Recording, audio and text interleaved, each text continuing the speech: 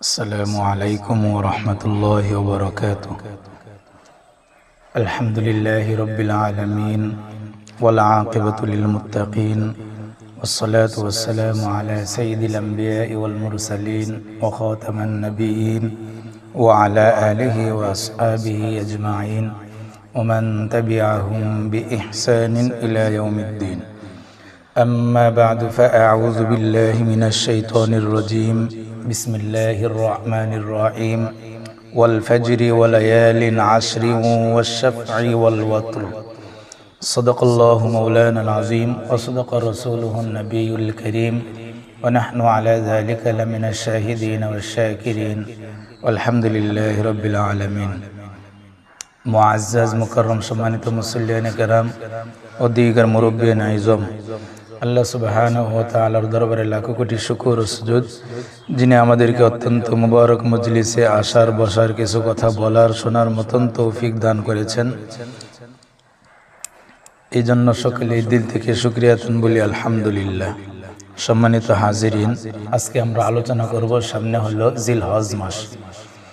যেহেতু জিলহজ মাস, এই জন্য জিলহজ মাসে আমাদের জন্য কি করণীয়, কি বর্জনীয়, কোরআন এবং হাদিস থেকে সংক্ষিপ্ত আকারে আমরা ইনশাআল্লাহ আলোচনা করব। সম্মানিত উপস্থিতি, কোরআনুল কারীমের যতগুলো সূরা আছে তার ভিতরে সূরাতুল ফজর একটি সূরা।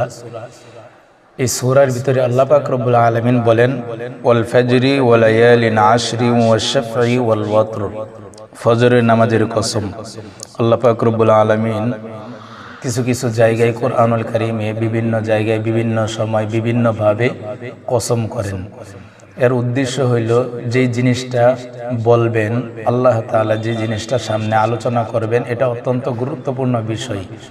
অর্থাৎ এই কথার দ্বারা আমরা স্পষ্ট বোঝা গেল যে আল্লাহ পাক যদি কখনো কোথাও কোরআনে কারীমের কোথাও জায়গায় যদি আল্লাহ তাআলা কসম করেন, তাহলে যে জিনিসটা কসম করে বলতে চান এটা অত্যন্ত গুরুত্বপূর্ণ বিষয় আল্লাহ তাআলা বুঝাইতে চান। এই জন্য আল্লাহ পাক রব্বুল আলামিন ফজরের নামাজের কসম, আল্লাহ পাক রব্বুল আলামিন ফজরের ওয়াক্তের কসম খাইলেন, ফজরের নামাজের সময়ের কসম খাইলেন, সকালের কসম খাইলেন। কেন? আল্লাহ তাআলা বুঝাইতে চান ওয়ালায়ালিন আশর, 10 রাতের কসম, 10 রাতের কসম। পরবর্তীতে আয়াতে আল্লাহ তাআলা বলেন ওয়াশ-শাফঈ ওয়াল ওয়াতর, জোর এবং বেজোর রাত্রির কসম। এখানে আল্লাহ পাক রব্বুল আলামিন 10 রাতের জোর এবং বেজোর রাতের কসম খেয়ে বললেন যে গুরুত্বপূর্ণ একটি জিনিস বুঝাইতে চান। সেটা হলো মুফাসসিরিনে কেরাম, মুহাদ্দিসিনে কেরাম, সমস্ত ফুকাহে কেরাম উল্লেখ করেছেন। এই তাফসীর করতে গিয়ে তাফসিরে জালালাইন, তাফসিরে কামালাইন, তাফসির হক্কানিয়া সহ, তাফসিরে কাবির, তাফসির ইবনে কাসির সহ সমস্ত তাফসিরে কিতাবের ভিতরে মুফাসসিরিনে কেরাম লিখছেন, উল্লেখ করেছেন। এখানে 10 রাতের জোর বেজুরের কসমকে আল্লাহ পাক রব্বুল আলামিন জিলহজ মাসের প্রথম 10 দিনের কথা উল্লেখ করেছেন। তাহলে জিলহজ মাসের 10 দিন আল্লাহ তাআলার কাছে অত্যন্ত গুরুত্বপূর্ণ। এই ব্যাপারে রাসূল আকরাম সাল্লাল্লাহু আলাইহি ওয়াসাল্লামের হাদিস সময় থেকে দুই একটি হাদিস আমরা আলোচনা করি। রাসূল আকরাম সাল্লাল্লাহু আলাইহি ওয়াসাল্লাম বলেন, মা মিন আইয়ামিন আহাব্বু ইলাল্লাহ, আল্লাহ তাআলার কাছে জিলহজের প্রথম 10 দিন, জিলহজ মাসের প্রথম 10 দিনের ইবাদতের অপেক্ষা আইয়াতা আব্বাদালাহু ফিহা মিন আশরি জিলহিজ্জা, অধিক পছন্দনীয় আর কোনো ইবাদত নেই। সম্মানিত হাজিরিন, জিলহজ মাসের প্রথম 10 দিনের ইবাদতের চাইতে অন্য অধিক অপছন্দনীয় কোনো আর কোনো ইবাদত আল্লাহ তাআলার কাছে নাই। ইয়াদিলু সিয়ামু কুল্লি ইয়াউমিন মিনহা বিসিয়ামি সানা, এর প্রতিদিনের রোজা 1 বছরের রোজার সমতুল্য। জিলহজ মাসের প্রতিদিনের প্রথম 10 দিনের প্রত্যেকটা রোজা, প্রত্যেকটি রোজার ব্যাপারে রাসূল আকরাম সাল্লাল্লাহু আলাইহি ওয়াসাল্লাম বলেন, এর প্রতিদিনের রোজা 1 বছর রোজার সমতুল্য। ওয়া কিয়ামি কুল্লি লাইলাতিন মিনহা বিকিয়ামি লাইলাতিল কদর, আর এই প্রত্যেকটি রাতের ইবাদত শবে কদর ইবাদতের চাইতেও সমান, শবে কদরের ইবাদতের চাইতেও বেশি সওয়াব। তাহলে এই হাদিস থেকে আমরা স্পষ্ট দলিল পাইলাম যে জিলহজ মাসের প্রথম 10 দিনের ফজিলতের ব্যাপারে তো কোরআনুল কারীমে সূরা ফজরে আল্লাহ তাআলা তো কসম করে গুরুত্বপূর্ণ বিষয় বুঝাইলেন। এখানে রাসূল আকরাম সাল্লাল্লাহু আলাইহি ওয়াসাল্লাম বললেন যে জিলহজ মাসের প্রথম 10 দিনের ইবাদতের চাইতে আল্লাহ তাআলার নিকট আর অধিক পছন্দনীয় ইবাদত আর নাই। যদিও রমজান এবং শবে কদর, 2 ঈদ, শবে বরাত এই ব্যাপারে বিভিন্ন হাদিস পাওয়া যায়, কিন্তু এখানে আল্লাহ রাসূল সাল্লাল্লাহু আলাইহি ওয়াসাল্লাম বলেন মা মিন আইয়ামিন আহাব্বু ইলাল্লাহ, আল্লাহ তাআলার কাছে সবচাইতে খুসরা মাসে খুসরা দিনে যত ইবাদত আল্লাহ তাআলার কাছে প্রিয় আছে, সবচাইতে বেশি প্রিয় হলো জিলহজ মাসের 10 দিনের ইবাদত করা। 1 নম্বর কি, জিলহজ মাস আল্লাহ তাআলার কাছে অধিক ইবাদত করা অধিক পছন্দনীয়, 1 নম্বর। 2 নম্বর ইয়াদিলু সিয়ামু কুল্লি ইয়াউমিন মিনহা বিসিয়ামি সানা, জিলহজ মাসের প্রথম 10 দিন প্রতিদিনের রোজা 1 বছর রোজা রাখার চাইতেও সব বেশি, 2 নম্বর। 3 নম্বর ওয়া কিয়ামি কুল্লি লাইলাতিন মিনহা বিকিয়ামি লাইলাতিল কদর, জিলহজ মাসের প্রতিদিনের রাত্রির ইবাদত আল্লাহ তাআলার কাছে শবে কদরের রাত্রির চাইতেও ইবাদতের চাইতেও সব বেশি, 3 নম্বর গেল। বিশেষ করে নবীজি বলেন লা সিয়ামান সাওমু আরাফা, বিশেষ করে আরাফার দিন রোজা রাখা, আল্লাতী ক্বালা ফিহা, যে ব্যাপারে রাসূল আকরাম সাল্লাল্লাহু আলাইহি ওয়াসাল্লাম বলেন সিয়ামু ইয়াউমি আরাফা, আরাফার দিন রোজা রাখা, আহতাসিবু আলাল্লাহ, আল্লাহ তাআলার কাছে আমি আশা রাখি। নবীজি সাল্লাল্লাহু আলাইহি ওয়াসাল্লাম বলেন বিশেষ করে আরাফার দিন রোজার সম্পর্কে আমি আল্লাহ পাকের কাছে দরবারে আশা রাখি, আমি চাই, আল্লাহ তাআলার কাছে চাই, অথবা আমার আশা অথবা আমার ধারণা কি, আরাফার দিন যদি কোনো ব্যক্তি রোজা রাখে আইয়ুকাফিরু সানাতাল্লাতী ক্বাবলা ওয়াস সানাতাল্লাতী বা'দা, আরাফার দিন রোজা রাখলে পূর্ববর্তী এবং পরবর্তী 1 বছরের গুনাহ খাতা আল্লাহ পাক রব্বুল আলামিন মাফ করে দেন।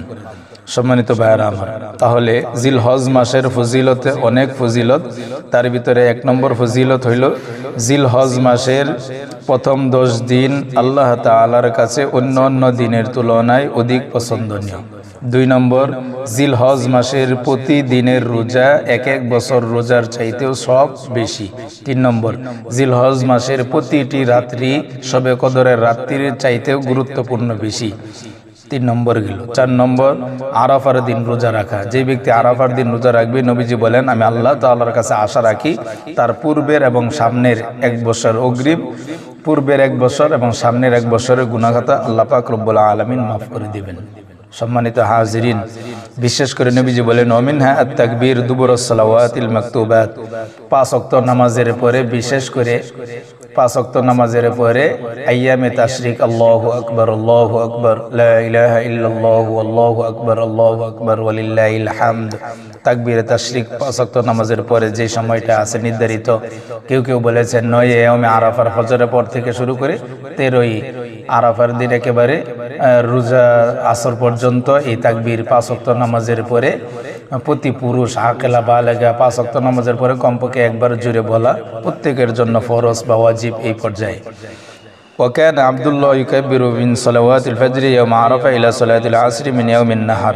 যাই হোক সম্মানিত হাজিরিন, রাসূল আকরাম সাল্লাল্লাহু আলাইহি ওয়াসাল্লাম এই জিলহজ মাসের প্রতিদিনের ইবাদত, প্রতি রাতের ইবাদত, প্রথম 10 দিনের ইবাদত, অত্যন্ত গুরুত্বপূর্ণ ইবাদতের কথা বললেন।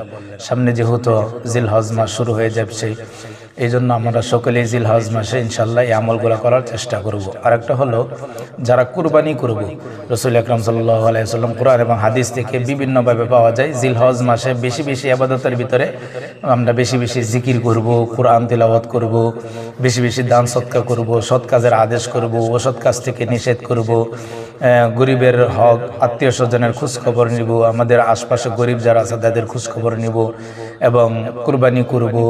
এবং এই কুরবানি আমাদের উপর, যাদের উপর ওয়াজিব কুরবানি, সুন্দরভাবে কুরবানি ওয়াজিব করব, হালাল বস্তু দিয়ে কুরবানি করব, হারাম বস্তু দিয়ে কুরবানি করব না, হারামের দিকে যাব না, সৎ কাজের আদেশ করব, অসৎ কাজের নিষেধ করব, ঈদের নামাজ আদায় করব। আর আমাদের ঈদের নামাজের দিন তাকবীরে তাশরিক, যেটাকে আল্লাহু আকবার লা ইলাহা ইল্লাল্লাহু আল্লাহু আকবার ওয়ালিল্লাহিল হামদ, এটা ঈদের সময় যাওয়ার সময় বেশি বেশি সুন্নাত আদায় করব।